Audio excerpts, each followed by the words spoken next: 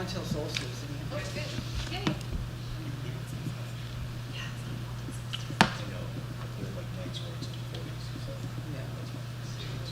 By your tongue. Do I choose to ask to start video? Yeah, sorry, don't start it.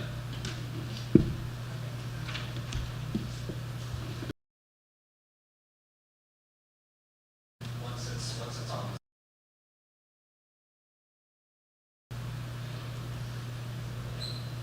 Because isn't it supposed to say? No. So what are we waiting for, them or Zoom?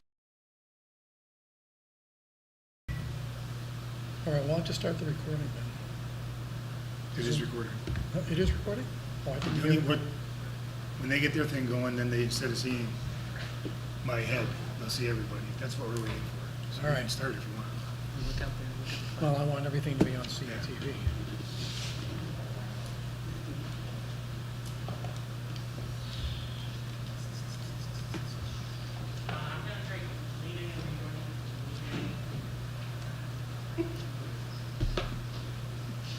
2 years in trying to do that.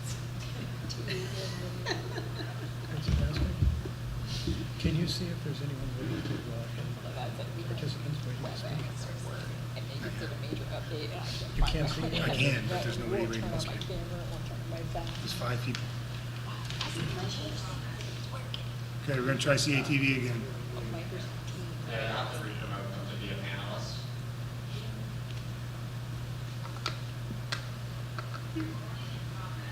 There we go.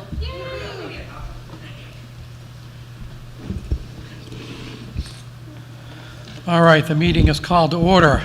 Sorry for the delay. As usual, there is a Zoom capability for this meeting to facilitate public comment and for people who want to watch live. But again, as always, the better resolution and guarantee of watching the entire proceedings is via the CATV, which will be available in a day or so.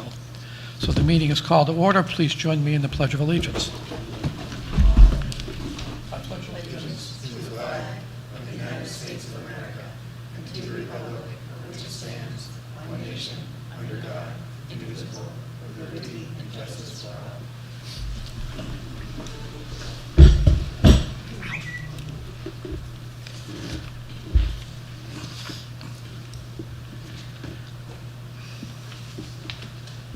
Okay, as stated on the agenda, there will be public comment in just a few minutes.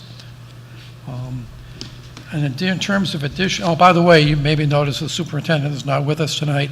It's the first time, I think, in 8+ years that Joanne had to absent herself. But I think we're going to be in good shape. Tim has his report to make, and I think everything is covered. The only addition or deletion that I have from the agenda. Dick, would you mind speaking up a little bit? Sorry, it's hard to hear. Really? Yeah. Okay, the only addition or deletion I have from the agenda is under other business. We'll have an update and a brief discussion on the superintendent search.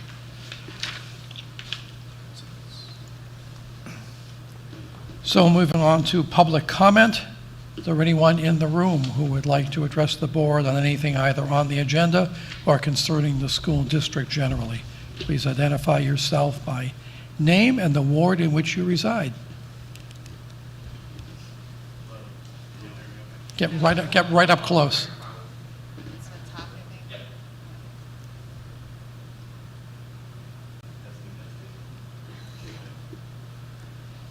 How about now? Yeah, there we go. Awesome. Hi, I'm Chris Ahern. I live near Muriel's Donuts. I don't know which ward that is. I'm sorry. 2. I live in 2. Father of a 3rd grader and a 5th grader, and obviously fairly new. We moved here 2 years ago. So my son just started coming to this building, and just this morning we're riding bikes for as long as the weather permits, and we came down the rail trail, beautiful, up the beautifully graded access to Route 4, which I understand was a lot of work and is very much appreciated by all those who are using it, and then to Route 4, probably at about 7:15 or so. My son, who's a diligent 10-year-old, to the degree that those two terms can come together, but he is. Hit the button the lights started flashing, and he started as if he was going to kind of kick off and start across. I noticed heading this way, so heading west, a big, probably F-350 towing a trailer contractor, actually landscaping, who I don't think he saw because of the sun low in the sky. Anyhow, I won't go into it. But were it not for me having noticed and noticing that this truck was not slowing, he would have been trusting the flashing lights at the cross, right where we're supposed to, and I can't even fathom the result. So appreciating, I'm sure this isn't the first time this is coming up. Also appreciating you guys handle a lot of more, socially, politically charged, important conversations, which are so important and difficult. We need a crossing guard and maybe bumps out there to save lives, I think. I was telling our friend right after the occurrence, were it not for a kid who were, either inattentive or trusting,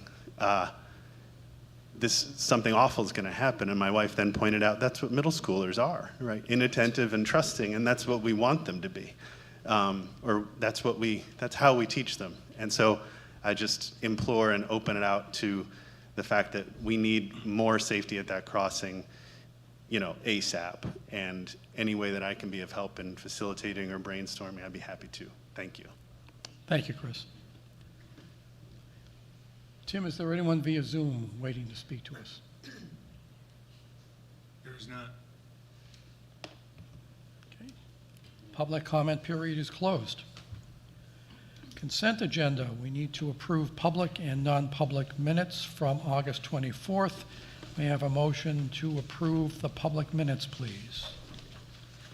I'll make a motion to approve the public minutes from August 24th, 2022.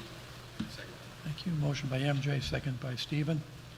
Are there any comments or corrections?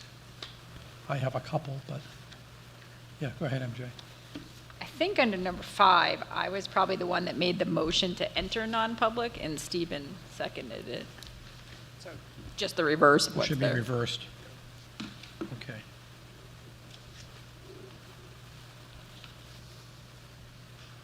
Anyone else have anything? Okay, I had a couple things. In the very top, no, I guess the top is fine. Number 6, new business. I think it's important that we get the language correct there.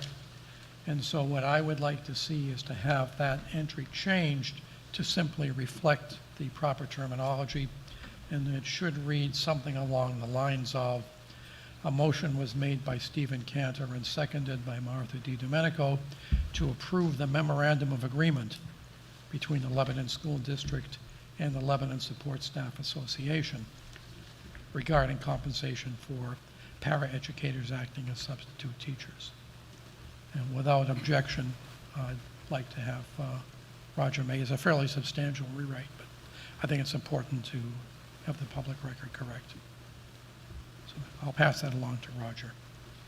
I had a question for Tim under 7C. The bond revenue, the bond that was sold, $14,341,000, was received. Do we actually have that cash, or do we draw on that as we need it? How does that work? We have the cash in the bank. That's Okay. we have Okay, so that's correct. Okay. correct, yep. Okay, and the only other item that I had was on number 8B, on the SRO motion and the motion after that. The paragraph on the SRO motion, it says the board had not voted on the SRO position, only the MOU extension. To me, that was kind of part of the debate that we had.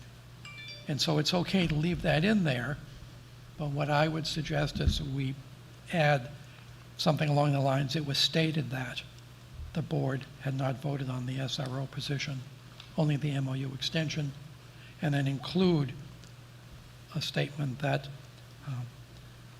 Another statement was made that the MOU and the SRO position are not separable, and the previous board decision applied to both, or something like that, just so if we're going to capture the details of the debate, let's do that.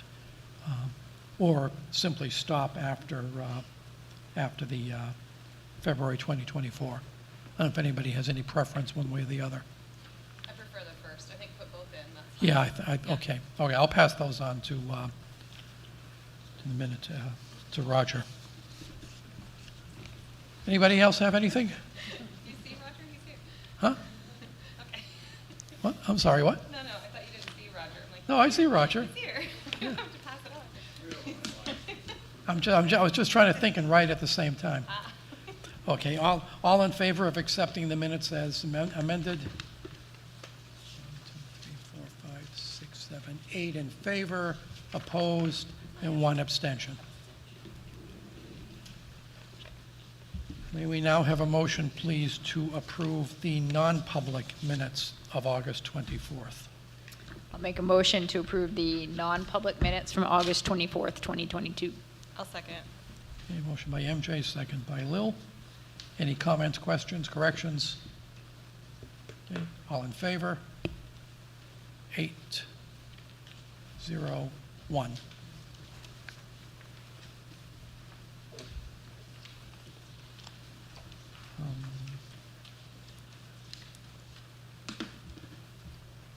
I skipped over correspondence, and there was one item of correspondence we should probably just mention, that we deposited the letter from Attorney O'Shaughnessy. Was there anything else, Lil? No, not that I Okay. saw. Okay.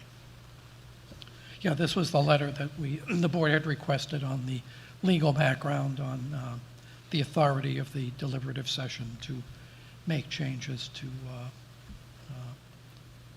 personnel decisions and all that. And for anyone who's in the public who's interested, that letter is in the correspondence folder and is available for your inspection. Okay, consent agenda. We've done student report. Before we get to the student report, let Mr. Smith do an introduction. So I just wanted to introduce John Chenwing. So glad you're here. Oh, man, thank you. It's not an easy job. He's a sophomore on council, and council has been invigorated, as I think this group knows, over the last few years, and they've made some I think progress and continue to do good things for our schools. So I'm going to say a couple of things after you, John. And yeah, I guess you don't have your own microphone. I think you can share. You're official. Council has been working diligently on our first homecoming dance in 15 years. A lot of teachers have volunteered to chaperone, which is very nice. A lot of the students are very excited about it, as I've heard from many of my friends. There was a new chair that was added to council for new district students. I don't exactly remember who got it, but it was this nice freshman girl, and she's been working very hard with the rest of us in council. Miles Sturgis is the new chair of the Student Judiciary Committee, which is the committee for students who feel as though they've been wrongly accused or wrongly punished by school administrators, that they can go up against them in the Judiciary Committee and be judged by a panel of the peers. And then we have the bonfire in a couple weeks. Next Friday, and which is really fast and fun. We had the extracurricular fair last Friday, which had a huge turnout and a lot of new signups for a lot of the extracurriculars that everyone's very excited about. We've decided on the school play, which is Adam's Family, which is really interesting. So I'm looking forward to that. And I think that's it. Thanks. Any questions for Jim before we move on to the principal? Thanks so much and welcome. Thank you. I see you have the official apple in front of you, so that's. Oh, I did There you go. have a question for either of you. Is Miles still the moderator of council, or is there a new moderator? No, Miles He's- is no longer moderator, okay. but is the chair Of the Judiciary Committee. So do we know who the new moderator is? Mary Rain. Okay, thank you. Yeah, so JCOM, as it's affectionately known, is in a trial run this year. This is an effort and kind of a brainchild of Miles in order to empower students to provide a voice. I think one of the data points last year is that students felt like they had the least amount of power. That's how the question was phrased in the district. And this is an attempt to not entitle them, but to empower them to be participatory in a process where if they feel like the discipline has gone awry at the high school, that there is an appellate, where they're essentially an appellate court, and a student can appeal, go through this process. There are adults on the committee. The bylaws have been created, and hopefully we'll never have to attend, because that means we're doing things right in administration. But it's there for students. We're obligated to let the students know that there is an appeals process that they can undertake. And at my previous school, where I was the vice principal in charge of discipline, the Judiciary Committee met once in 6 years. So that gives you some perspective. So it'll be interesting to see how it plays out, frankly. So the track looks great. Oh, yes. I was just curious if you could comment on who makes up that committee. There are 2 students per class that were voted in. There are members of this board with children on that committee, so that should be interesting. Yeah. So 8 students in total and 3 adults, and the adults are resolved part of the democratic process. The adults are teachers or administrators? Yeah. Track looks great. Finishing touches should go on shortly, hopefully this week. I don't know if people have been by to see it, but it's a huge, will have a huge impact on our physical plan. It'll just be a pleasant place to be for both the community and our track athletes for a number of years who haven't had a home. So we're excited about that. Hopefully it'll be well used. We had freshman orientation, 9th grade orientation the day before school started. It was excellent. The opening assembly, kids were they're always respectful. I think that's important, and I say that here quite a bit. When we gather together as a 600-plus person group with 100 staff members, you can hear a pin drop in there when people are speaking, whether it be adults or students who are addressing the group. And that is a great expectation to have, that they meet regularly. So good for them. We are fully staffed. Our faculty is fully staffed. We had good applicants last spring. We feel we are ready to hit the ground running as far as instruction goes. We have a few para positions open, but we have applicants that we're interviewing next week, so we're excited about that also. Good numbers with the Hartford program this year. We have 10 students participating in the internship, 2 more than we typically have because there are openings. Thetford only came up with 6, so we asked if we could add 2 more. And so that shows that interest remains in that program, that everybody here, most people here, and the school and hypothermic food work very hard on. And so that continues. I think it's year 5 of the internship program. So that, I think, can be considered a success. I don't know how many years it has to be in play before success is agreed upon. But anyway, 78% of our students, I'll just give you a few bits and pieces of information. 78% of our students are attending 4- and 2-year schools this year from last year's class. That's the most number of students attending post-secondary education since I've been there. Again, not by much, but it's up 8% over last year. I think COVID had an impact on kids matriculating to schools. So that's a nice number. Yeah, we met with Paul Marinese, met with folks both at the Henry Street School and at the high school, laying out renovation plans, and we remain excited about the prospects of construction starting next July. So that'll be a big change for our building, and so off to a good start. Any other questions for Ian? Thanks very much. Thanks for coming. Before we move on to the business administrator update, let me just go back one step. We have a line on the agenda for nominations, renominations, and acknowledgement of resignations and retirements, and there are none. Tim, it's all yours.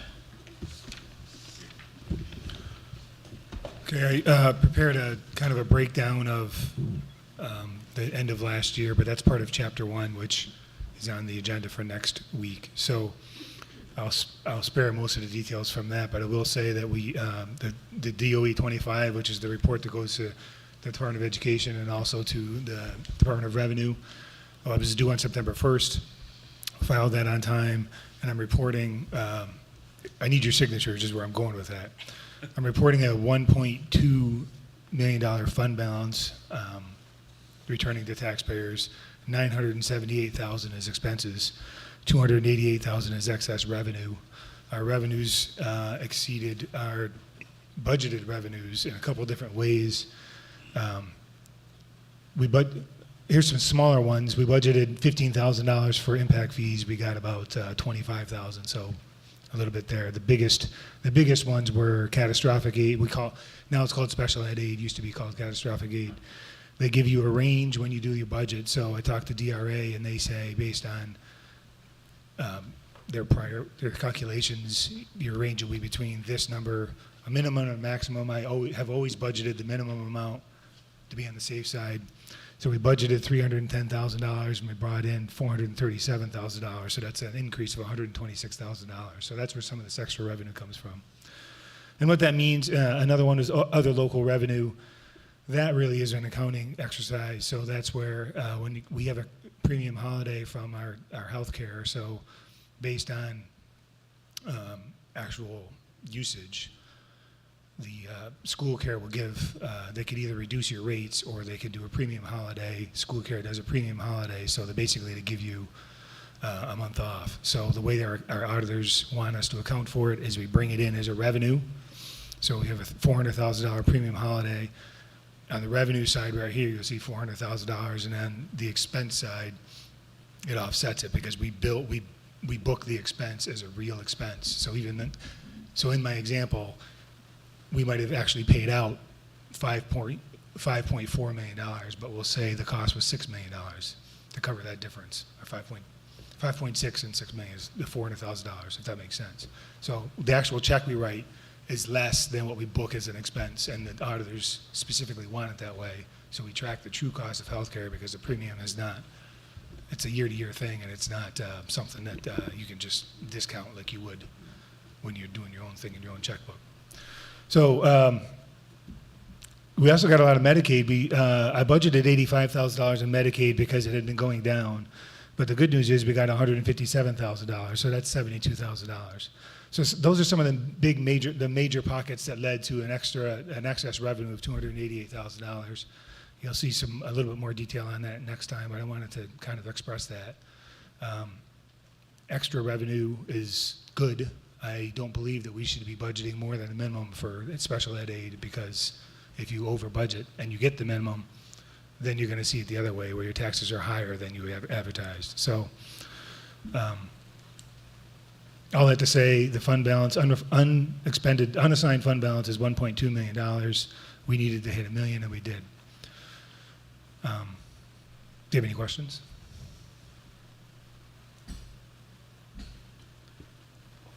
More of a comment.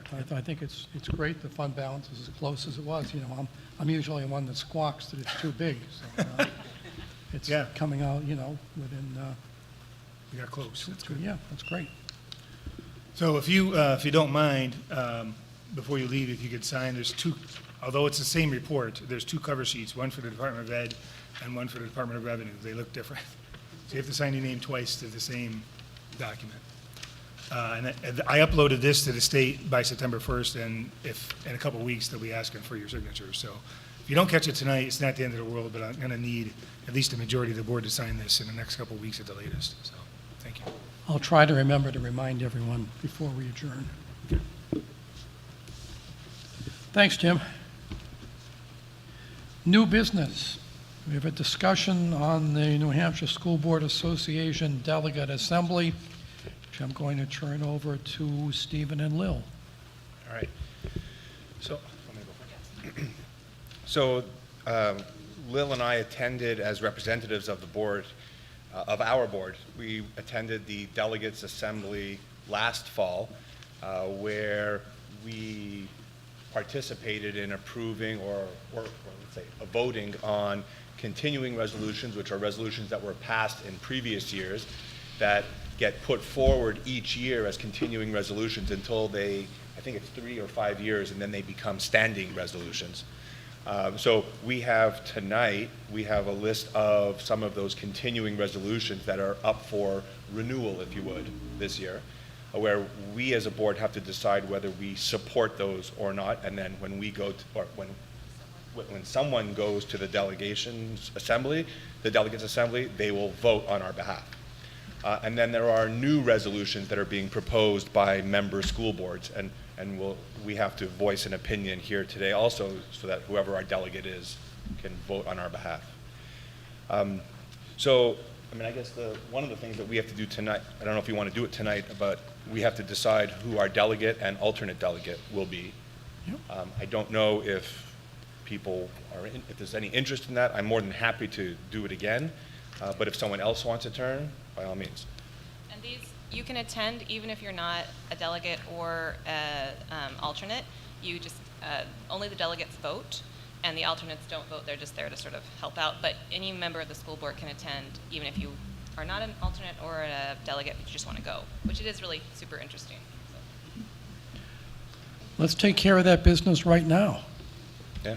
Do we have, I think Wendy had a I just question. wanted to add, for those, it may be completely obvious, but these proposals or resolutions are what the New Hampshire School Board Association uses when they're representing or they're going before the House. They're lobbying. Lobbying, advocating for the state, so it redirects there. Right, and that's going to come up in some of these proposed resolutions where the purpose of this New Hampshire School Board Association is really to lobby on our behalf in front of the legislature. So sometimes there are some proposals that are made, some resolutions that are put forward that really aren't of a advocacy or lobbying type idea. And then, so this board usually then says, those aren't really appropriate resolutions, so they don't support those because they're not really appropriate for this purpose. They may be very valid in intent, but they're not resolutions that are appropriate for this group. Okay. Well, before we get into a discussion of the continuing and new resolutions, let's talk about our delegates. Do I have a nomination? I heard someone volunteer. I nominate Lil. Does she want to do it? Sure, yeah. It was fun. Second? I'll second. Okay. Are there any other nominations for the delegate? And an alternate. Well, we'll do one at a time. Well, actually, we don't have to do it one at a time. Let's. Steve for the alternate. Okay. Thank you. Is there a second? I'll second. Second, MJ. Okay. You keeping track of all this, Roger? Okay. Thank you. Guess what kind of yeah. We're Just switching roles. Any other nominations? All right. Let's vote on it. All in favor of Lil as our delegate, Stephen as our alternate. 9-0, unanimous. Congratulations. All right. Yeah. So we thought tonight, Lil and I will present the resolutions that we as a board need to come to some decision as to whether we want to support or oppose when we go to that delegates assembly. I'm going to present the continuing resolutions, and these were resolutions that were approved in 2021 that are up for renewal. And I think you all have these in your packet. The first resolution deals with a lobbying effort to compel the state and public and utilities to truly assist municipalities in completing the last mile delivery of broadband service so that every household, every student's household can have appropriate access. So do we want to do that? We want to vote for each one, support or not support? What do you think is the best way to do it? I think so because they're going to come up at the assembly one by one. Okay. Let's do this by the numbers then, and let's have a motion for continuing resolution number 1. So I move that this board support continuing resolution number 1 as listed. I'll second. Okay. Questions from the board? Comments? All of these just FYI, all of these resolutions we supported last year, Right. Yes. just so you know, Okay. when they were not continuing resolutions. All in favor? Unanimous. The second is, well, I'll just read it basically. New Hampshire School Board Association supports equity and inclusion in all aspects of education. I mean, that's the principal aim of this resolution. And so if we approve this, we advocate that the School Board Association lobby for inclusivity and equity in all legislation that's passed that regards to school boards. I move that we support continuing resolution number 2. I'll second that. Questions, comments, discussion? All in favor? Unanimous. Number 3. Okay. Number 3 has to do with, or was a resolution that was originally put forward by 2 school boards, the Nottingham and Stratford school boards, that changed, or that dealt with a change in the way funds were allocated to towns when a student from one town goes to a school in another town because their hometown doesn't have an appropriate school. And apparently what used to happen, which was clearly before my time, was that the state funds for that student went to the town from which the student came, but that got changed to sending the funds to where the student went to. And the hometowns felt like they were getting penalized because they still had to pay tuition to the town where the student went, but yet they weren't getting any funds to do so. So the New Hampshire School Board Association strongly agreed with the Nottingham and Stratford school boards that that should be reversed, that the funds from the state should go to the town where the student originated, and then that town would then be responsible for paying the town where the student ended up. And we supported this last year as well. So motion to support continuing resolution number 3. Second. Moved and seconded. Tim, can you just explain a little bit, because we're in an area agreement. I suppose, I mean, I confess to not being completely versed in how IDEA allocations are calculated. But if I read this, you know, we don't charge our sending schools additional money for special ed sort of stuff. And I would say you can make the argument that that makes sense because we are getting the IDEA funds for that. If we have to provide IDEA services to students for whom we don't get the money from the federal government, then we're going to have to charge more for those students when they come here. Does that make sense? Sounds like they want the IDEA funds to go to the sending districts. Right. Well, if that happens, then the districts that they're sending the kids to are going to want them to pay more for those IDEA services because those districts are providing the IDEA services and it ought not be free. So that's why, so for those students, we receive that money directly. So we do receive that money directly. Well, I don't have the expertise to contradict this statement, so I would say that's probably true, yeah. But I can look into it more if you'd like. And that might possibly require a change to the area agreement if we wanted to make sure that, Right. If that we Plainfield and recoup Grantham that. got the IDEA funds for their high school students, but we provided the services for those students, then I would advocate that we talk about that, yeah. I think the way it was presented at last year's Delegates Assembly was that those 2 school boards then still had to pay the school where the students ended up, but they weren't getting any incoming funds with which to pay. So they weren't getting any funds, yet they had to pay, and they felt that was. So, but This is just IDEA, which is federal money, so this has nothing to do with the state calculation of funds. So if they mean IDEA, that's the federal program for special needs. So do we want to have you look into that a little bit more before we, I mean, because if this were to change, it would impact us in a way it doesn't sound like you're supportive of. As I read this bullet, my first gut reaction is, yeah, I'm not sure I'm crazy about that. But I would also say that this is, again, federal money, IDEA money, so it's not, there would have to be probably a large upswell across the nation before something changes. It's not something that Stratford and Nottingham or even New Hampshire controls by themselves. And I think that was part of the debate at the delegation last year was fine, but that is a federal fund, and so therefore we're not going to make very many changes on what's happening, right?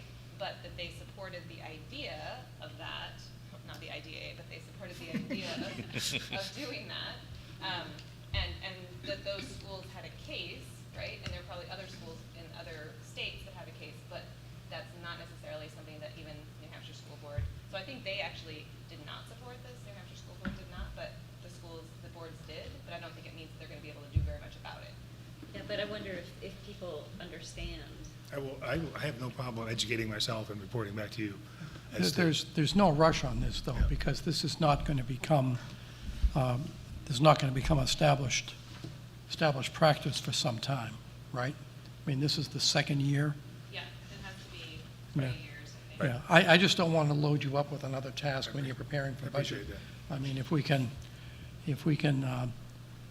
But I put it in my- some sort of a reminder to look Yeah. at possibly the next time we look at the Erie agreement, to give time to do it. Once we know exactly what the impact is going to be. Sure. So if, we also have the ability to abstain from that vote if we don't feel like we have enough information to make a decision one way or another. Sounds like a good option. I think that's a good option for this one. I'd like to amend my motion To, I motion that we abstain from the vote on proposing resolution number 3 until we have further information. If that happens before the meeting, fine. If it doesn't, fine. everyone comfortable with that? Yep. All in favor? Unanimous. Thank you. Number 4, and I believe this is a typo because number 4 looks to be identical to number 7. That says school districts should be held harmless for pandemic-related reductions in enrollment that might negatively impact differential aid. And I think that's something that had been in place, but has always threatened that maybe that will be reversed.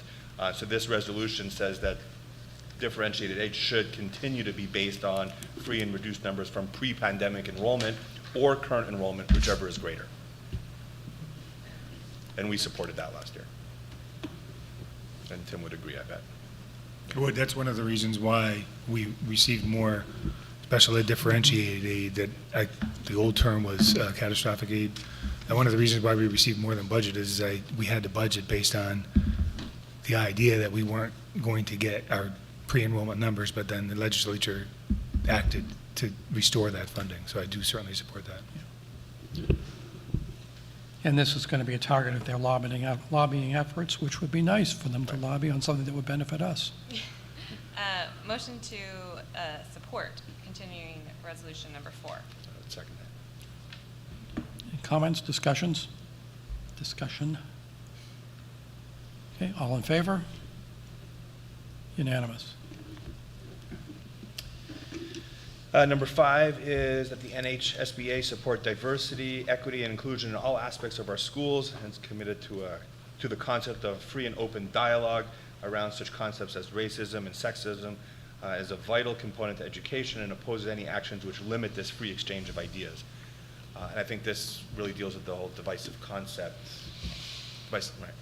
And so we supported this last year as well. Motion to support continuing resolution number 5. Second that. Yeah, I think it's really critical that we take every opportunity we can to express our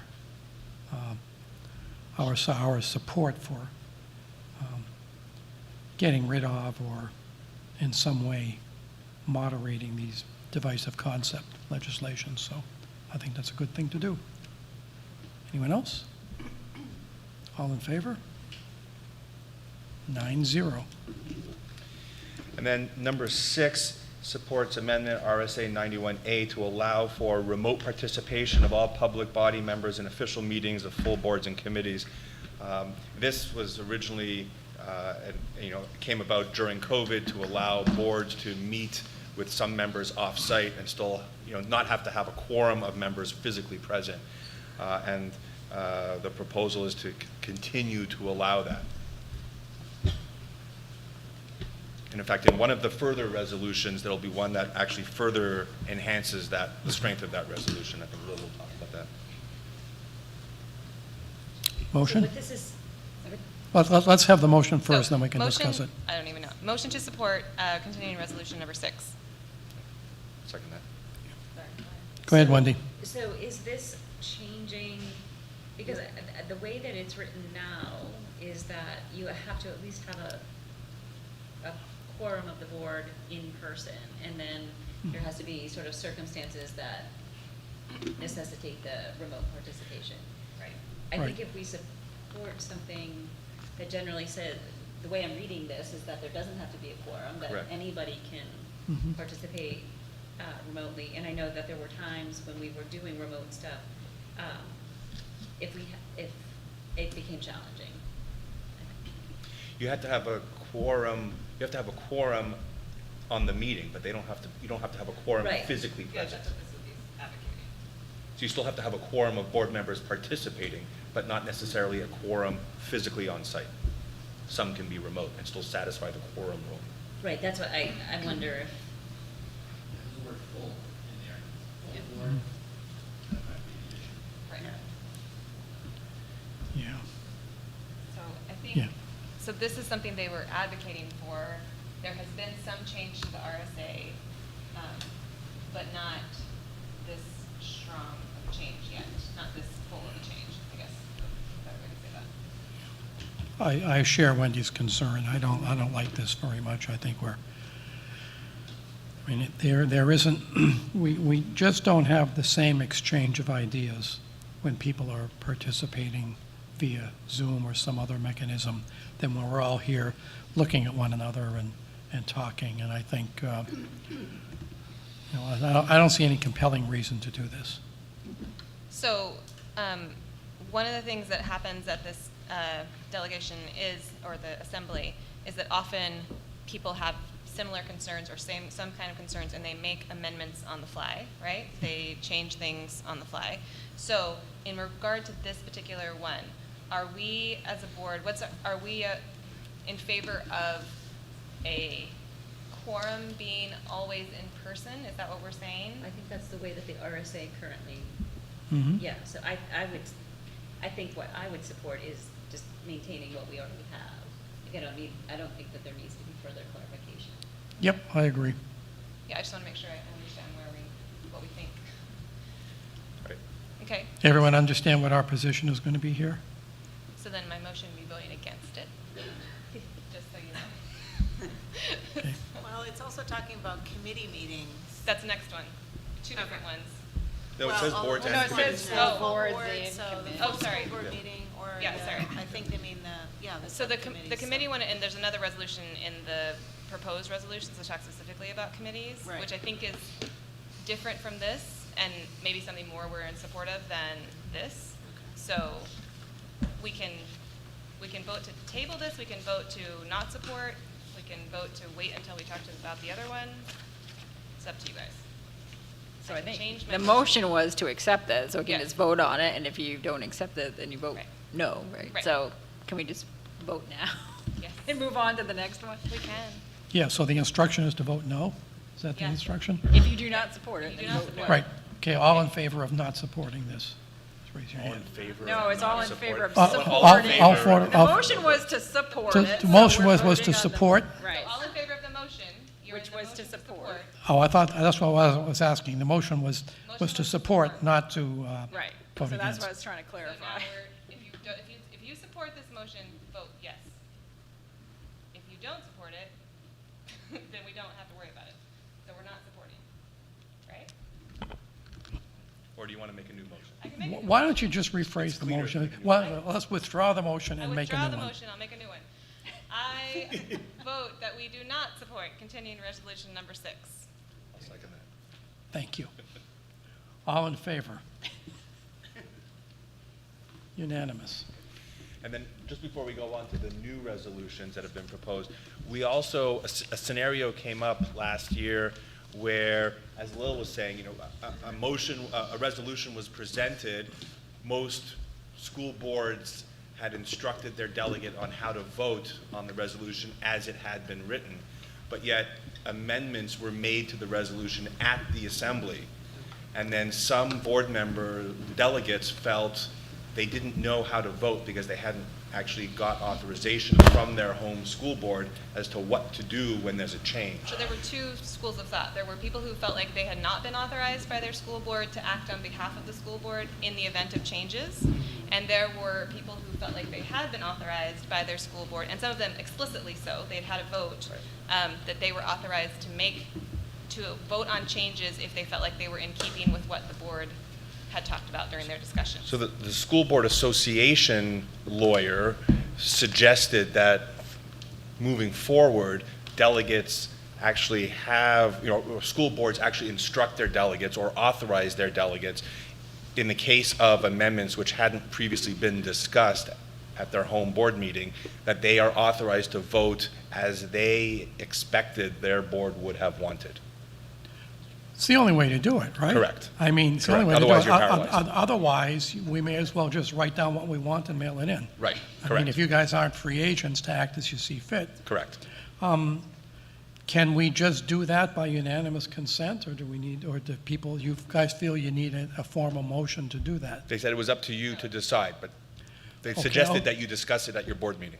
Okay, it's been discussed, and I would suggest that the sense of the board is that the delegate and alternate have the authority to vote as they see fit.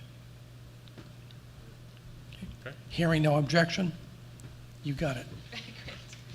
Okay, so then quickly, we'll talk about the proposed resolutions. So the difference for these is that the NHSBA gives us a recommendation, whether they support it or don't support it, or whether they would recommend an alternative language or what have you.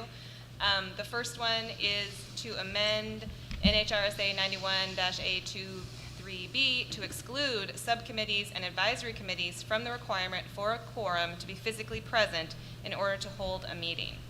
So the NHSBA supports this when they change the language slightly. So they say that they want to allow committees, subcommittees, and advisory committees to hold meetings without having a quorum physically present, while still ensuring that full notice and full transparency requirements are satisfied. So this is what you were mentioning, Kristen, and it's talking specifically about committees, subcommittees, and advisory committees, But not the full board. but not the full board. I think this is in keeping more with what our sentiments seem to have been. I think the trick is if you don't put a minimum number, Mm-hmm. then you could hold committee meetings and have one person deciding. Yeah. And that doesn't Yeah. seem like good practice. No. But I don't know if it necessarily means that, because I think, They still have to be present, just not physically I present. mean, Correct. Vote, they It still reads vote. like, without having a quorum physically present. You have to have So a you could- quorum on the meeting somehow, virtually or. But that's not what this says. Right, so they tried to clarify, but I don't think they did a super awesome job of clarifying. I mean, we Because could. I think the language of the law says something, in order to satisfy a quorum or something like that. And so we can move, if that's where we are leaning, I can move that we not support proposed resolution number 1. Unless it's modified. Well, that was just, Right. I was going to say an alternative approach is we can propose an amendment at the delegates meeting to modify that. How would you modify it? To say that Quorum must be present, not necessarily physically present. Or remote participation could could be qual- allowed could- in order to could satisfy the quorum. right. Remote participation would be allowed to satisfy the quorum requirements. Okay. Do we support? Okay, I'll Okay, so you've So I'm going made, to make a motion to support the proposed resolution with the amended resolution to say that remote participation could be allowed to satisfy the quorum requirement. And we will propose that at the, everyone clear on that? I'll second that. Okay. Questions? All in favor? Wow, we are a unanimous bunch today. okay, so number 2 is, just skipping down to where it says resolved. Resolved that the State of New Hampshire, in cooperation with the New Hampshire School Board Association and New Hampshire School Administrators Association and the federal law enforcement community, develop a comprehensive threat assessment and response plan for New Hampshire public schools. And then they go into more detail about that. NHSBA does not support that, but the reason they support it is because they feel like a standing resolution from 2019 already covers that same situation.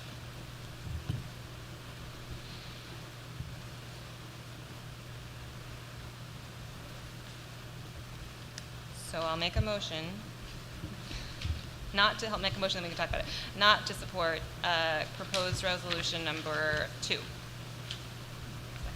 I'll second that. Discussion and questions. Kristen? I just had a question because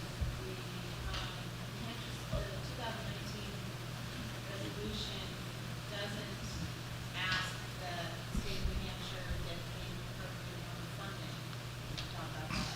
So it's not actually the same resolution.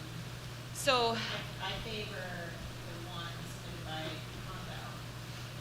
So I think what New Hampshire School Board Association has said several times is that if we paint ourselves, if they paint themselves or we paint them into a corner with the language, right, that if we limit it to just funding, then we are not open to other kinds of support for those kinds of programs. And if we say support, then that also includes funding. But I see what your point is. We could be more specific either way.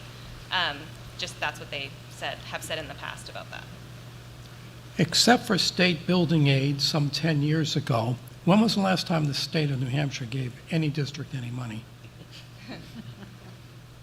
No, seriously.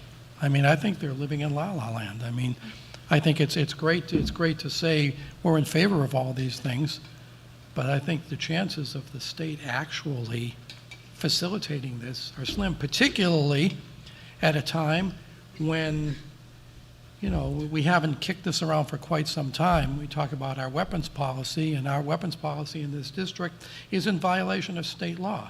I mean, we had people who wanted to assess a penalty on this board for every day that policy existed. And that policy is that anybody who wants to can walk into any of our school buildings with a gun. That's the state law. You know, and so to me, you know, the state's commitment to security is a little bit It'd be awesome shallow. if they actually committed to funding education appropriately. Yeah. And then we could go to safety. So I guess These are problems we I cannot guess I'm solve. I guess I'm agreeing with the motion to Not support. to not support. If I can, just for a point of clarity, just to make sure we're exact. So we have a locally withheld state education tax, but there's also education funding that comes from the state, and that does, and I'm not making excuses for the state, I just want to be exact that we do get funding from the state under law that comes from the Education Trust Fund, which comes from sources like parts of rooms and meals tax and parts of the tobacco settlement, the Volkswagen settlement. So we do receive, every district does receive some funding from the state. It doesn't come from local taxes. Right, and Just to be clear. we're involved in a huge lawsuit right now to try to get that above $3,700 per student. Right. Right. Yeah. Okay, so returning to motion for not to support proposal number 2. Okay, any questions about that, or should we vote on this, or should we talk about it some more? Stephen, you look like you're getting ready No, I to was say something. seconding her motion. You already did. Oh, I already did. I'm just All right. reading. Okay, so the motion is to not Not support. support. All in favor of the motion? Of not support. 1, 2, 3, keep your hands up, please. 1, 2, 3, 4, 5, 6, 7, 8. 8 yes, 1 no. Okay, 1 no. All right, and then number 3, NHSBA will advise and confirm all member SAUs are paying and segregating dues/payments to NHSBA in accordance with RSA 15.5. And NHSBA does not support this. And then they include the language of the RSA. So this is up for debate whether you read this one way or you read this another way. There's been no court precedent about this. So whether or not it's just open, it's an open question, how you interpret the SRA. They're saying, sorry, not the SRA, the RSA. They're saying because there's been no precedent about this and that very few schools actually do what this school is suggesting, that thus far what we are all doing is legal under that reading of the RSA. So Tim, question for you is, do we segregate our dues or payments to NHSBA, or do we not? Or do we know? Well, we don't, when it says a mere bookkeeping separation is not sufficient, my straight reading of that would be that we do not. We don't have a separate bank account for funds we pay to NHSBA. We do separate it, but in our books, which is bookkeeping. So NHSBA says they're aware of only 2 or 3 schools that actually segregate funds. And you can do that, but they're saying you're not required to do that. The language of the RSA doesn't require that. Do we have any idea what's behind this? Do you have any sense of what's behind this? No. I mean, it just smells like it's got something to do with funding or defunding NHSBA or something like that. It seems almost silly not to say that you can't do this in a bookkeeping way. You have to have a separate account to make sure that you're not paying the School Board Association out of anything which could be commingled with state funds. Is that it? Well, the RSA does say in section 2, the very last line, they're quoting from it, mere bookkeeping separation of the state funds from other monies shall not be sufficient. So arguably, that is a legitimate interpretation of the RSA. NHSBA is saying, but that's not how it's ever been interpreted or ever been applied.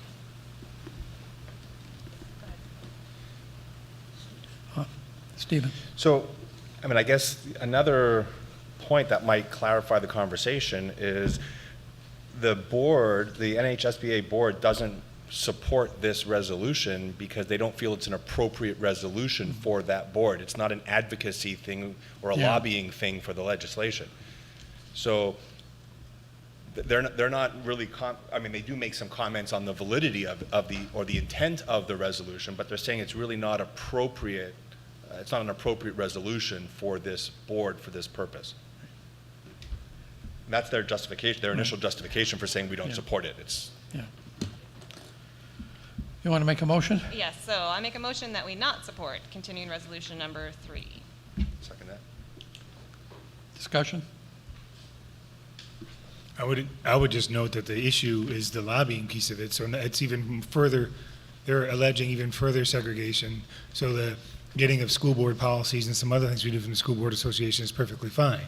So I guess Wilton Lineborough is suggesting that only the portion of the dues that covers lobbying has to be accounted for separately, and perhaps that's why it's in practice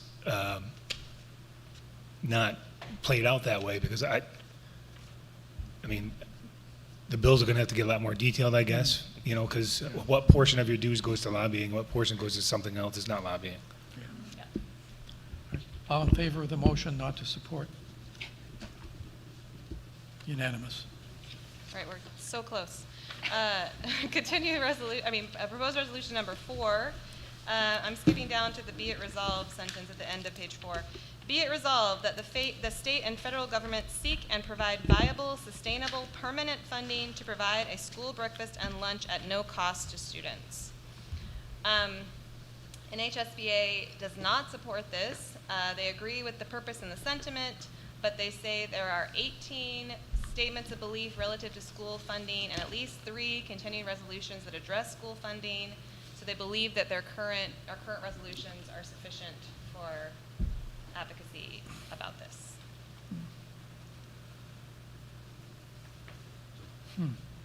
So, me personally, I'm not sure that I agree that school funding generally could not also, resolutions about school funding generally could not also be enhanced by specifying school lunches and breakfasts. However, this goes back to what Dick said earlier. I do not believe that that is something that will ever come to pass again. So I don't actually know I don't know how effective any lobbying in that area would be. It's worth a try, though, don't you think? Sure, absolutely. And we can say that. We can say we want to specify specifically about lunches. I think that was a big change for families, and I think that it made a huge difference for many families in our district and nationwide. So it's worth a shot. I just don't believe that it will. And the School Board Association Board of Directors was very clear. We can direct, even though they don't want to support this resolution, we can tell them they need to. We can say we want them to. Mhm. So we can Yeah. override their opinion. Mhm. Which would mean we would support the resolution. Okay, Right. so I'm going to make a motion that we support proposed resolution number 4. Okay. Second that. Okay. Discussion? All in favor of supporting number 4? Unanimous, thank you. Okay, number 5, be it resolved that NHSBA should oppose any subsequent legislation that would modify an adequate education for the school approval standards set forth in rules adopted by the Department of Education by removing any of the following subject areas. And then they list all the subject areas. And the NHSBA supports this with what they call alternative language, which is essentially the same language, just made to read a little easier. So not getting rid of these areas: English, math, science, social studies, arts, world languages, health, PE, engineering, technologies, computer science, and personal finance literacy.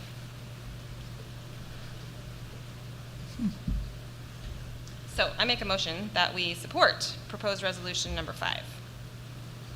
With the supported alternative. With the alternate language. I think the alternate language is a little bit cleaner, but Yeah. not much. Mhm. Is there a second? Second. Stephen? Any objection, discussion? All in This favor? one- Yep, go ahead. I think this one is important because they've already tried to limit what is included in an adequate Oh, yeah. education. So I think Yep. this is a good one. Yep. Yeah, I think that was, Judge, I think that wound up in the inexpedient to legislate bin, but could easily come back. Yeah. All in favor? 9-0. Okay, and then number 6 is the New Hampshire legislature provide viable financial solutions and state funding to resume responsibility for a fair and equitable share of the New Hampshire retirement system costs for Group 1 teachers. And then there's a lot of rationale about this. And NHSBA does not support, they agree with the sentiment and purpose, but they believe that there are 3 actually, NHSBA current resolutions that address this same situation.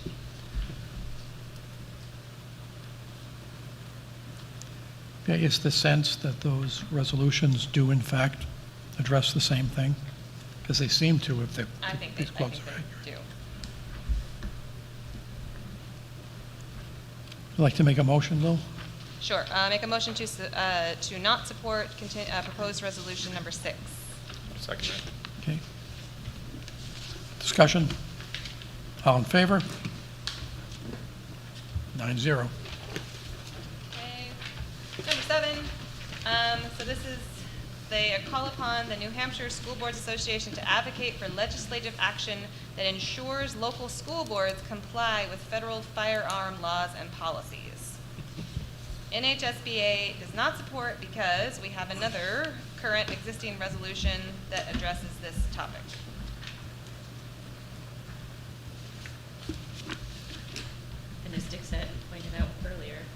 We have other reasons to. Exactly. Well, It's in our best and what they say here is not the same thing at all. Right.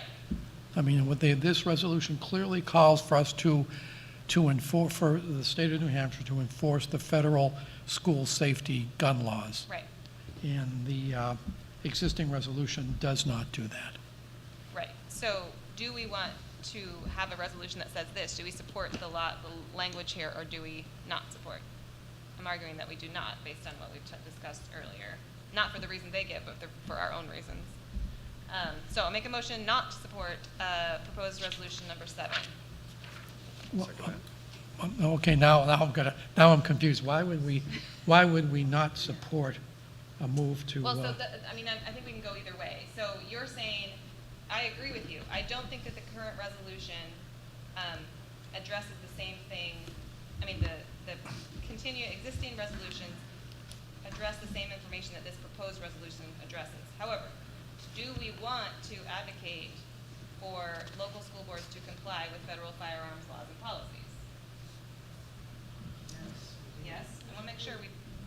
Yeah, well, what they're calling upon is the School Board Association to advocate for legislative action that ensures that we can comply with federal firearms laws and policies. Right now, we can't legally. Okay, so then we can support. I can change my motion. I withdraw. I amend. So I amend my motion. I vote that we support. Unless people think we're missing something. No, that's right. I got confused. I vote that we support proposed resolution number 7. Because I amend it. Federal laws that we currently. Do we follow the federal law? No. We don't follow federal law. No, state of New Hampshire says we cannot follow federal Well, our law. policy states that. Well, our policy says that you can't bring a gun into the school, But is that what the federal law is? which is what the federal law is. So yeah. we follow the federal, our policy is in keeping with the federal law, it's just against the state. As the state tells us that our policy is invalid. So we would want to support something that says the federal. Yeah. I would think so. Okay. Okay, so I'm amending it to support. I would agree. Okay. All in favor? Thank you. Okay, last one. You've hung in. This is, the proposed resolution is, be it resolved that NHSBA participation in a national level school board organization, including the payment of dues, shall require the simple majority approval of membership at a duly warned meeting, which would be like this delegation meeting. And NHSBA does not support this for several reasons. One, they feel that it was never been brought to the delegates before this. Second, they feel like their membership in NSBA, which they got out of the National School Board Association, was never based on the NSBA's legislative priorities. And third, they feel that NHSBA, as a nonprofit organization, was created to work exclusively with and through its member state school board associations in carrying out their missions in a full partnership, and NHSBA maintains that that did not occur. So that's why they withdrew their membership from, according to them, why they withdrew their membership from the National School Board Association.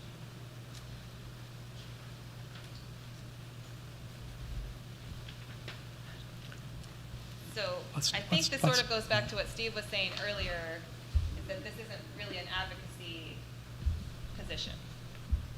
So it's not something, this doesn't direct NHSBA to do anything advocacy-wise. True. Go ahead. Kristen wants to talk about this one, I know. I know, there's a but, there's many buts. We already emailed about this. I mean, just some, not to go into backstory, but it's obvious why the NHSBA doesn't support this motion based on their behavior in withdrawal and also their joining this newly formed COSSBA. I don't know if anyone went to their website. Yeah, it's the Consortium of State School Board Associations. Right, and which, as far as I remember, when we talked to Barry Christina last year, he mentioned it, but we were never informed that New Hampshire was joining that, so we weren't, like, our board was not consulted, so I'm not sure, I mean, in my opinion, I would support the Dresden School Board resolution, because I think the New Hampshire School Board is not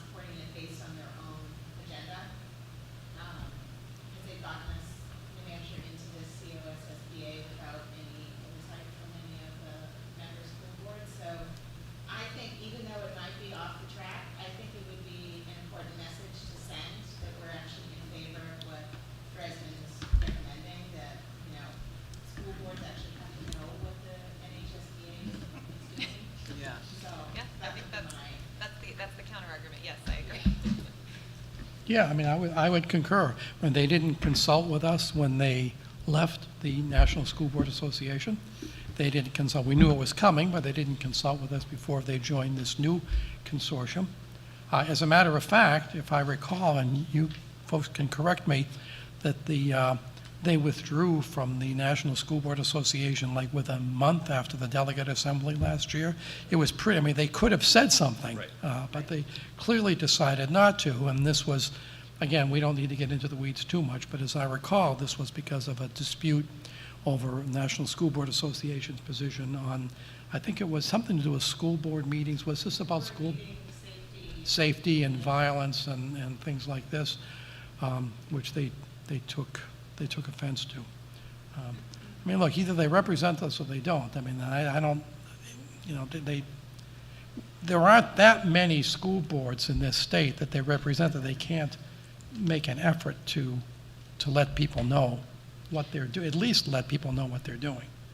Right, so then the motion I'll make now is to support proposed resolution number 8. Second that. Do we know, so when, I'm assuming the national organizations do something similar on the national level that the New Hampshire School Board Association is doing on the state level, that they are lobbying. Yeah. So do we know if the national, I think my only question is the National School Board Association, are there the things, are we aligning with what they align with? And is this COSSBA a better, do we know, have any sense of that? Yeah, that's an open question. We talked about this in policy a little bit, and as Kristen mentioned, we had a Zoom call with Barry Kristen about this. And really, at the end of the day, the most valuable thing that we get from the NHSBA is policy updates to make sure that we're in compliance with state and federal law. Yeah. They depend on the National School Board Association to at least some extent to do that. And what Barrett promised us at the time was whoever they associate with is going to provide the same service. You know, I guess we'll find out. We'll find out the first, you know, hopefully we'll never be in violation of federal law, but you know, we're depending on this organization to inform us. Okay, motion's been made to support the Dresden position on this. All in favor? 9-0. Thanks so much for walking us through this. Do they at least feed you lunch? Yes, they There do. is food. Yeah. And they do have like a breakout or that presenter of some kind. Yeah, Yes, there was. it's good. It's a good deal. You should go. It's fun. I mean, it's not a feast, but It's it's like a wrap or something, yeah. And breakfast. Next on the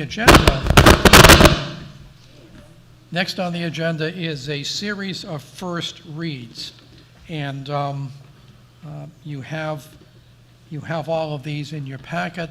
Kristen, as chair of the policy committee, has agreed to walk us through and give a brief discussion of what each one is about and what the policy committee is recommending to the board. Again, this is a first read, so we don't need to have any votes, but this is a good time to ask questions, any corrections or anything like that need to be made. This is a good time to do it as well, but we won't be voting on these to accept them formally until the next board meeting. Okay, so I'll just go super brief through them. The first policy, BIE, board member indemnification, we're, the policy committee has voted to accept the revision by the New Hampshire School Board Association.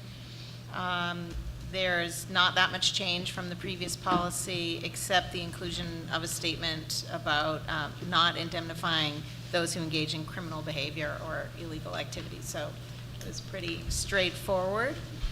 The next one was on DFGA. Now, they're a little bit, yeah. DFGA is not in your packet. I guess because Joanne didn't put it in because we voted not to accept it, but I think it's worth talking All right, about, though, I'm going Kristen. from your minutes. Yeah. Your nice, lovely minutes. Okay, so the next policy for the first read is KCD, Public Gifts and Donations. And it revises some of the language about the amount of money for gifts in terms of what principals previously could accept gifts up to $500. Now, between $500 and $5,000, and now it reads that the superintendent needs to accept anything over, basically the principal is not kind of authorized to accept gifts, and the superintendent holds that ability, try to maintain equity across schools. And the board is now going to be required to vote to accept gifts over 500. Previously, it's been 5,000, but otherwise, it's pretty much the same. And a policy FAA, Annual Facility Plan, which is a new policy from the School Board Association, which we recommend accepting. And some of the language needs to be adjusted. Tim is going to be working on that because it had stuff as if it was written for a board that didn't have a facilities plan, but we have facilities plans yearly, so it'll just, some of the language will be neutralized to remove dates. Okay, the next one is a revised policy, IHBG, Home Education Instruction and Access to Curricular and Co-Curricular Programs. This is regarding, new state laws about home education and allowing students who are home educated access to curricular and co-curricular programs that they don't otherwise have the ability to access, which is sort of similar. Sorry, it's not just home educated, I should say. It's home educated charter school and non-public school students. Similarly, the next one, oh wait, I'm confused now, Dick, about the IHBG and the IHBG-R. IHBG applies to homeschool students. Okay, and the other one is, The right, R homeschool. just Charter designates school. like how we do it, right? Yes, except that the title is a little off-putting because the R, which is, as you say, how we do it, though now includes students from charter and non-public schools, whereas the IGBG did not mention. Correct, okay. Although they, I take that back, they do mention it, it's just not in the title. Yeah. They mention it's just not in the title. Okay, and then one other policy, policy JJJ, allowing access for 2 public school programs by non-public charter school and home ed pupils, which is what we already do at LEB, and we're in favor of, we voted to accept it. And the last one on our list here is JCA, change of class or school assignment, best interest and manifest hardship revised. So we're accepting the revision. This is has some minor language changes, and having to do with the appeals process. I'm forgetting some of the exact details we talked about with Joanne at the policy meeting, but we already do all of this. It's just a revision according to the School Board Association. All right, thanks, Kristen. Are there any questions or concerns about any of these policies Kristen just went through? Go ahead, Wendy.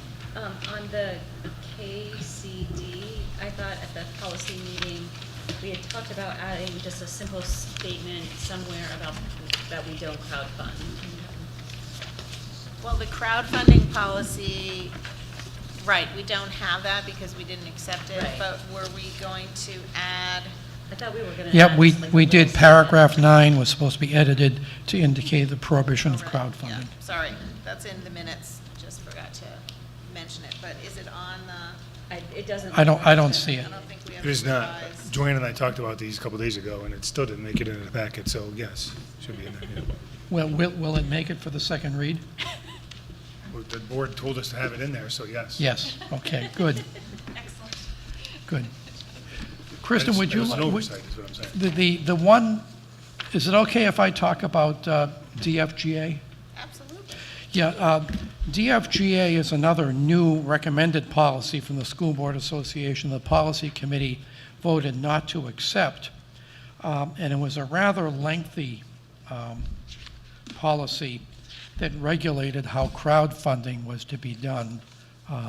And there was a considerable amount of detail on vetting whatever companies or groups were used to do that sort of fundraising.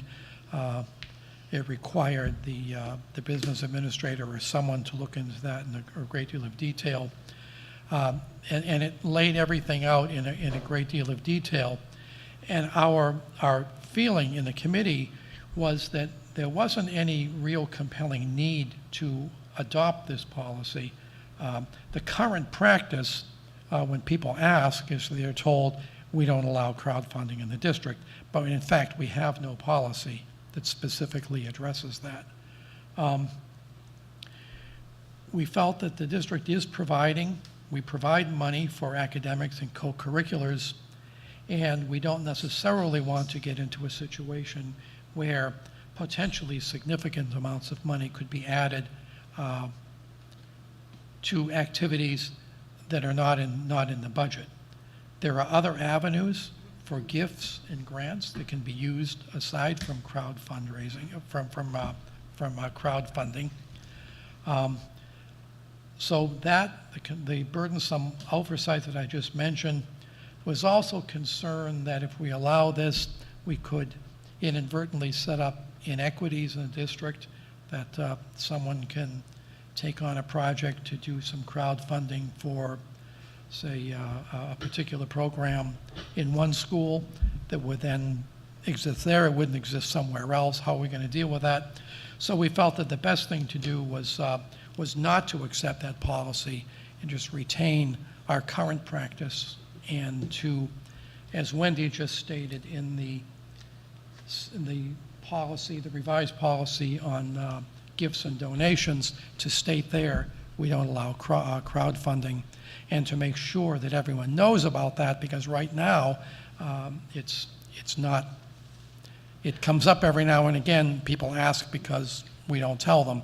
So we also requested that it be added to all the handbooks, employee handbooks, as well as student co-curricular handbooks, so everyone knows where the district stands.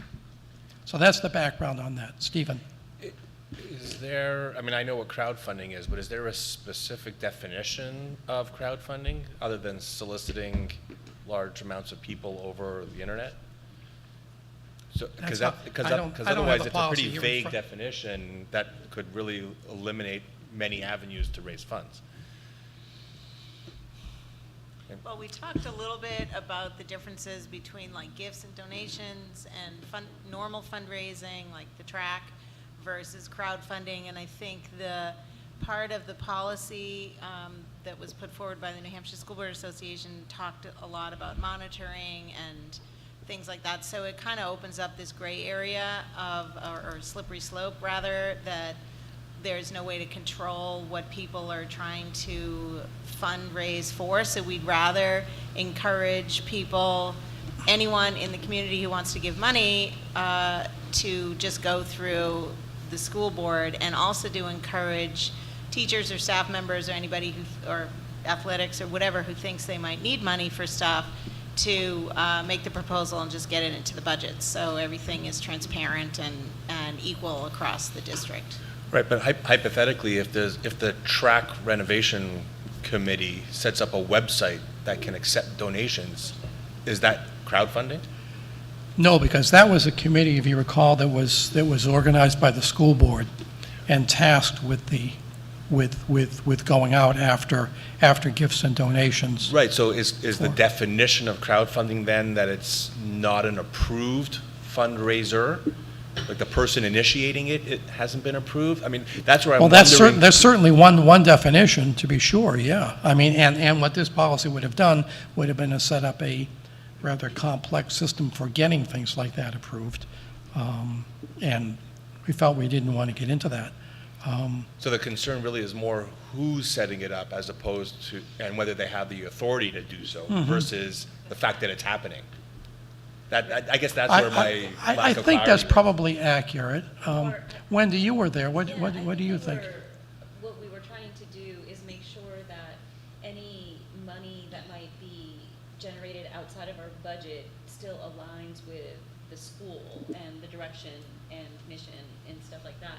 And I think the fear was, or the concern was, that sometimes with crowdfunding things, somebody might say, hey, I've got this great idea, solicit funds, and then implement programming and stuff like that that's then not aligned. Right, so maybe that's what we need to have a policy on, that, you know, anyone that's wanting to crowdfund, it has to get approved by whatever the right authority is. Yeah, because I think to outlaw, to say that we're just not supporting crowdfunding seems sort of short-sighted, because I think, as Steve points out, yes, we've allowed crowdfunding under the definition of it to happen already with an approved committee that was designed for fundraising. But I think there's other situations in which that could happen, and I think what you're saying, it seems like in policy, is you want oversight over that to make sure that it's in line with what the district wants.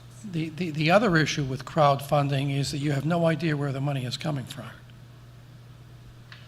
But you don't Right? know- I mean, you could wind up accepting money from people that we shouldn't be accepting money from. I mean, they are I'm sorry? I'm sorry, I didn't interrupt. And I think that's something else that would be an area of concern. If you look at something like for example, the track project, you know, we know everyone who is donating, where that money is coming from, and what it's intended to be used for. I mean, when you do crowdfunding through any of these platforms, you know, the money just sort of appears, and you have no idea where it's coming from. You know, and that's and I think we can provide copies of this policy, and gosh, it was going to become awfully burdensome to police that sort of thing. But And part of it was, Tim was saying that there's only been a couple of asks for that kind of, like, it's not something that we actually run into. There has been, right, there's not been a lot of asks that I'm aware of. But I think Dick hit on two things for me that concern me about crowdfunding. One, crowdfunding, I mean, the definition of crowdfunding that we all know is GoFundMe. It's a site set up for anybody across the globe to give money to whatever's on there. It's a lot more passive than even the track setting up a website, which is an active fundraising opportunity. So you can control who your message goes to, and you know you can't even, and you have the authority of the board. So I think one, the anonymity of the donors can be an issue, and two, I do think the regulation, especially once it gets out, part of the reason I think why we've been able to suppress a lot of the crowdfunding is that we've said that there's no crowdfunding policy, so you can't crowdfund. And I have had this conversation at least once, at least once a year, I'd say, for the last several years. So it's not a lot, but when crowdfunding is allowed, or if crowdfunding is allowed, I do think that the regulation of it is extremely difficult, which is one of the reasons why that policy, proposed policy, was 7 or 8 pages long. It was pretty long. And then it comes down to, so even if you put a process in place where, you know, well, the school board has to give approval first, you're going to have things go up, and then, oh, I'm sorry, I'll get the approval, and so they work. It's just going to become it's going to be very difficult to manage. And then, again, the committee was asking my opinion. I think the message is, what do you need for your classroom, for your project? Like, the Lebanon School Board funds what needs to be done, and so. And we have a donation policy and procedure in place for things like on the girls soccer team when I want to raise money. So I don't know what good crowdfunding brings that outweighs the potential risks, in my opinion. So I think that goes back to sort of Steve's original question. I think we do need to define what we mean, because I think there are cases like, for instance, scholastic wish lists, right? That when you do book fairs, every teacher is encouraged to put down a wish list of books that they would like to have in their classrooms, and parents can buy their kids' books, but also buy books for their classroom teachers from a scholastic wish list.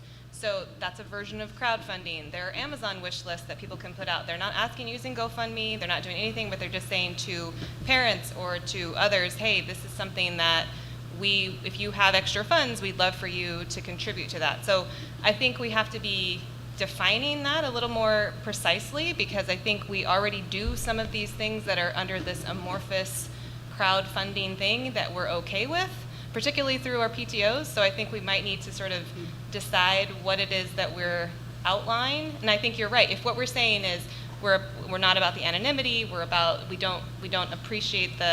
don't support things like GoFundMe for things that could be covered already in budgets, I think just having a definition is, I think, not going to hurt us. Let's do this. I want to move this forward. Well, Policy Committee has already discussed it, so I'm not going to say bring it back to policy. What we can do is to, for the next meeting, bring the policy forward for a first read with a recommendation that it not be accepted, and have a board discussion and give people the opportunity to look at what is being proposed, and what would be involved, and also give the administration the opportunity to explain why they feel it would be unwise and burdensome, and then the board can make a decision what we want. Yeah, and part it's what I'm hearing Lil say is also maybe understanding what we are currently doing, and maybe it's not the policy that policy committee had, but some sort of general statement of these are the things that are we use in this district or are allowed, Well, the starting point is to look at that policy and see where we go from there. So, yeah. Okay. Anything else on any of these first reads? If not, let's move on. Item I, we need to acknowledge a $1,500 donation from the New Hampshire Charitable Fund for the Lebanon High School Science Olympiad dues and fees. Board acknowledges that. Thank you very much. We also have an acknowledgement for various instruments, band and stage equipment, which are all noted in the agenda to be used at the high school and the middle school. Total value estimated at $1,155. And again, we have not yet accepted the new, whatever the policy is, revised KCD, so we don't need to vote on this yet. At this point, it's still an acknowledgement. In the future, we will need to actually vote to accept this. But thank you to Mr. Keller. We also acknowledge a $1,000 donation from the Byrne Foundation for Lebanon High School Science Olympiad expenses. Thanks once again to the Byrne Foundation for that. I'm going to jump. I had mentioned at the start of the meeting we're going to talk about the superintendent update under other business, but it really belongs under unfinished business. So let me just move on to that now. Very briefly, I got in contact with Barrett Christina at the NHSBA and asked to set up a date for the board to speak with the TBG group, which is the recruiting firm that the School Board Association has a contract with. The purpose of this would be to ask questions about how they operate, the scope of a search that they could run, kind of generic questions to decide if this is a best fit for our search or not.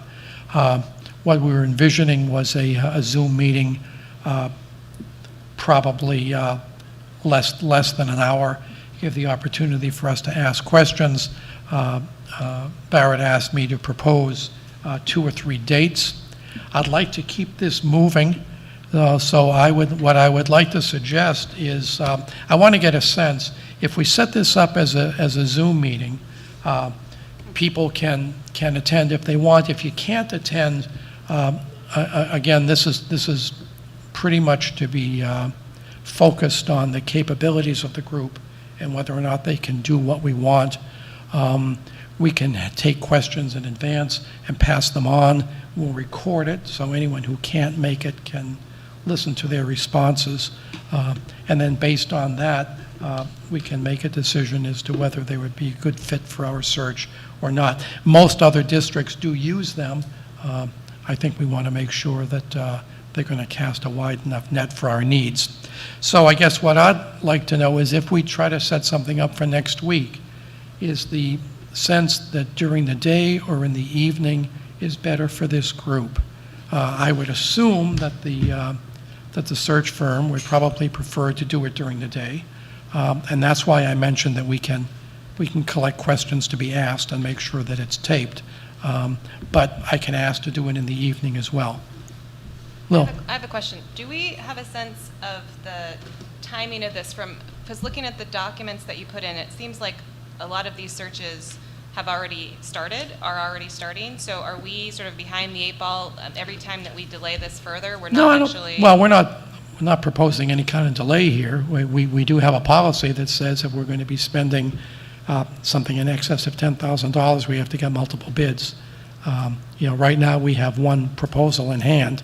We don't know what the bid actually is because we need to inform them as to just how aggressive a search we want to be. And we have no other bids that have come back? Not yet. I have a couple requests out, but we'll see what comes in. I would think they would turn those around fairly quickly. I don't have anything to give the board yet. When I do, I'll post it there and let people know that it's there so you can take a look at it. And if we don't get bids, what happens? Well, we'll go with them. So that's okay. That's okay. Yeah. All right. So can I get a sense of the board? If are there any? Again, I don't want to try to get a date or a time that works for everyone. That's going to take us the rest of the night. But are there? If we were to say between Tuesday, Wednesday, Thursday of next week, is daytime or early evening better for people? Nothing's good for me. Yeah. I guess I'd say daytime is probably easier than night. Yeah, I'd prefer daytime.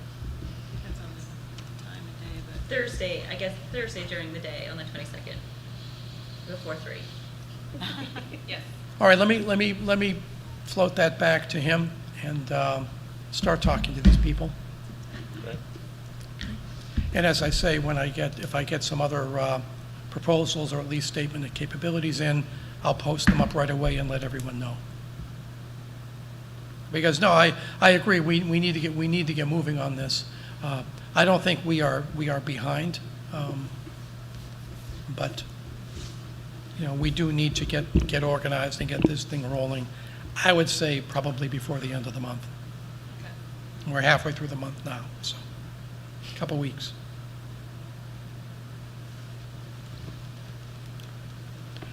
Committee updates. Finance and facilities. Aaron, would you like to fill the board in on what was discussed at F&F last Thursday? Yes.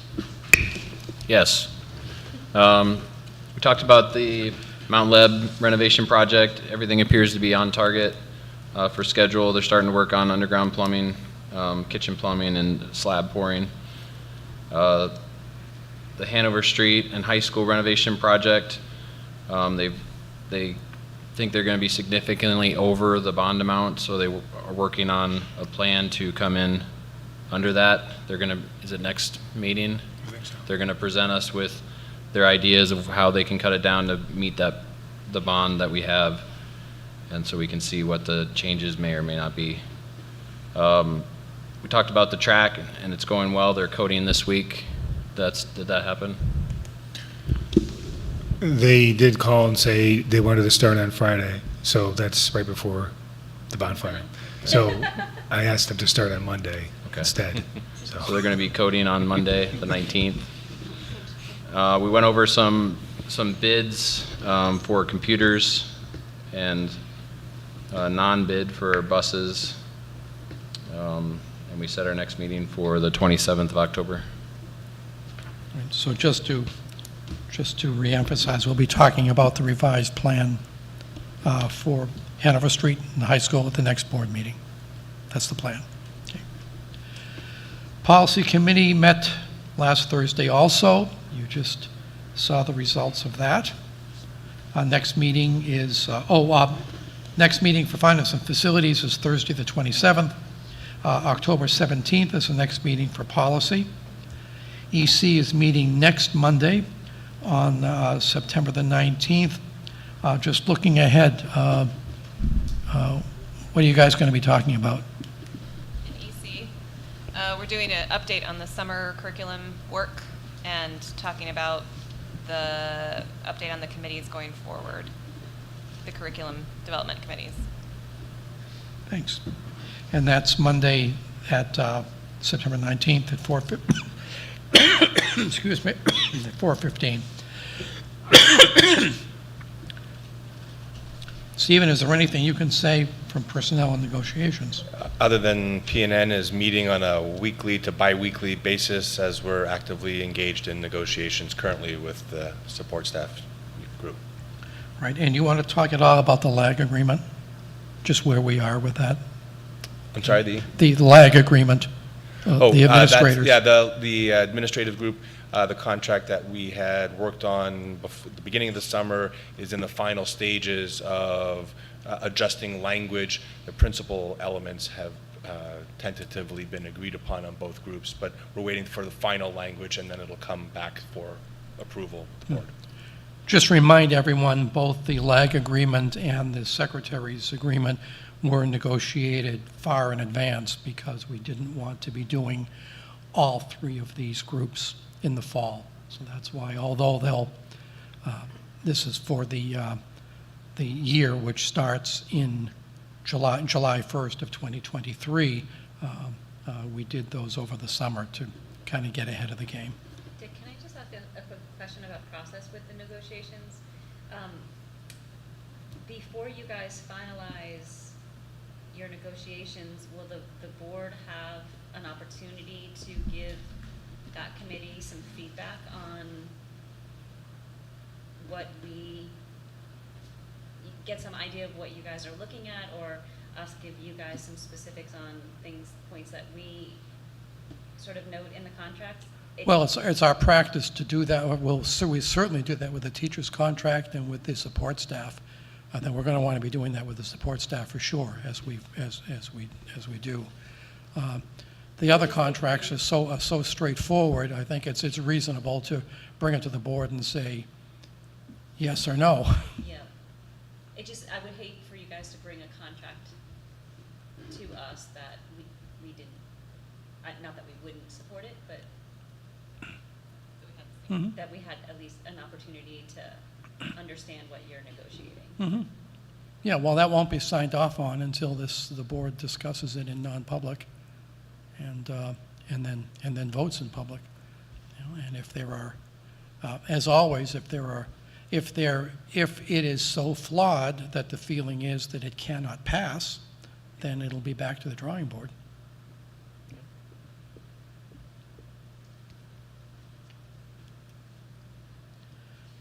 Harvard Area Career Technical Center met on Tuesday the 13th.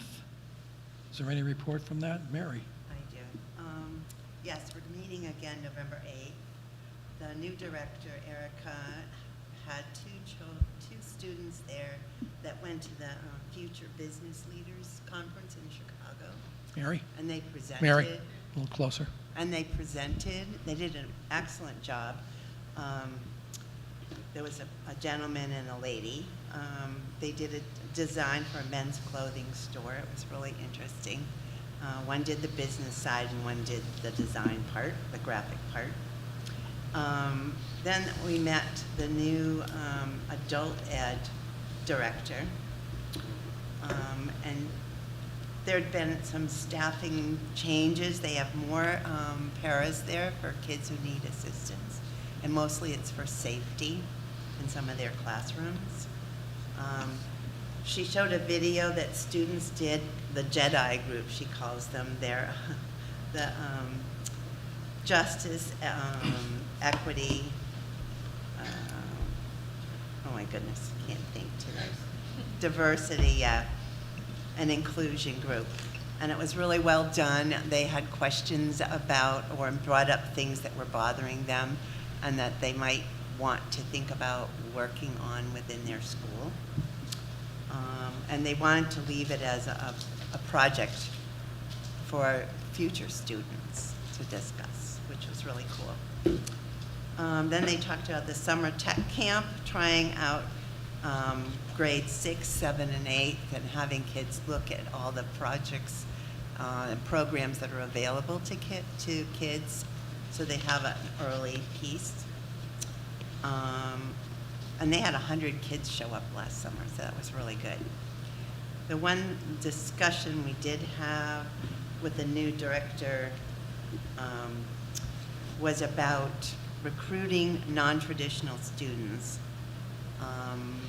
There were 329 students there this year, and they were saying how there was one male student in the cosmetology piece or 2 male students, and how to get it a little more diversified. Like women weren't applying to like the welding or different things, and why weren't they doing that? And so we had a really good discussion about how we can encourage kids to look to where they really are looking, what they might like to do, instead of what someone guides them to do. And we came up with some ways, which was really neat. So that was that for there. The adult ed program, some people didn't even realize they had one there, but it hasn't been up and running for 2.5 years because of COVID. So they are starting with an LNA course, I think it's 8 weeks, and a welding course this year. So for the first part. I guess that's about it. Thanks. Any questions for Mary? Mary, was there any talk about, I'm kind of focused on this issue of gender roles and some of the programs that they offer. And it's good that they're paying attention to that and recognize that it's an issue. Is there any talk about doing some sort of outreach at the high school, talking it up a little bit and saying, well, that's what we were talking about, looking the at discussion part. Yeah. Some people came up with some ideas, like I mentioned getting like a hair salon owner who happens to be a male to come in and talk about, this is my business, but I'm also a stylist, so that they can think about that, because not everybody thinks about that. Or even the healthcare pieces there aren't being looked at by males either. So that was another interesting thing, because there are so getting some data to share with kids about, like Hitchcock is looking for 150 healthcare workers, and these are the ideas of where you can look, like what you can do, and this is starting pay, for example, so that they have some idea about where to go, what to look at. The other thing was, the other one was, there was one other thing I was going to mention. I think that's it. Right, thanks. Yeah. Area committee will meet Tuesday, October the 18th in Grantham. The district city task force will meet Thursday the 20th at City Hall. The track fundraising group met yesterday I haven't seen the minutes for that yet, so I can't tell you what the latest is on that, but I do know that I think they're closing in on something in excess of 90,000 at this point, so progress is being made.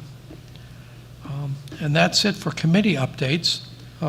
Any future agenda items, board member recommendations or questions? I just have a question. We've mentioned it again today, and we've mentioned it a couple times about faculty handbooks. And I don't know that we've ever, at least I've never seen a faculty handbook, but we are supposedly approving them, right? So I don't know if they're not being approved in education because they're not student handbooks or curriculum of study. So are they being approved in another committee, or are they not being approved? We've talked about it several times, but I don't know what the process is for us to actually see those.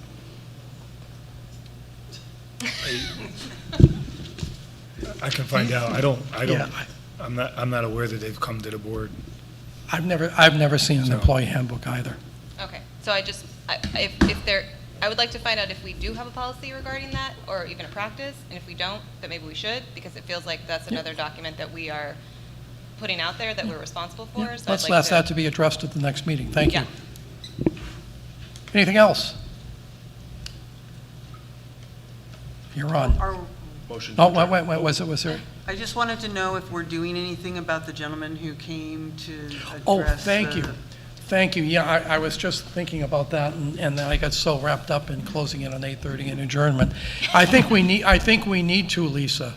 I mean, this is, I have to say, when this first came up some 7 or 8 years ago, there were members of this board that were very concerned when they're talking about upgrades to the passageway from the rail trail up here, that the plan at that time was to just put up a pedestrian light and rely on that, and there were some board members that felt very strongly that that wasn't sufficient, and here we have that scenario playing out exactly as those people feared.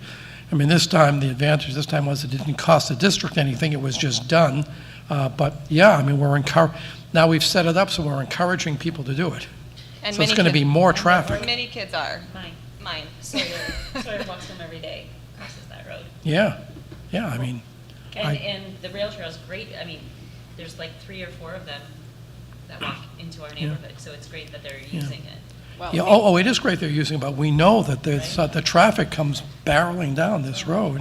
Well, and I'm also concerned because the traffic pattern has changed in this building this year. So now you have the crosswalk where buses were coming in, but now where the crosswalk is, the buses are trying to turn and make their other routes in their elementary school route. So does that also cause an additional safety problem in addition to cars trying to get by? It was not flagged well in this building that suddenly we've changed everything, and quite frankly I'm still confused because it seems like it's only changed for certain hours, but that's not what the signs indicate. So I think in conjunction with where the crosswalk is and then changing all the bus patterns, that is ripe for a situation to happen. Yeah, I actually think that sort of brings up a larger question with regard to the middle school in general. Like, I do think one thing that we want to be really mindful of, especially since we're changing administration and we're changing traffic patterns and we're doing all these changes to that perspective, is how is the safety in this school working,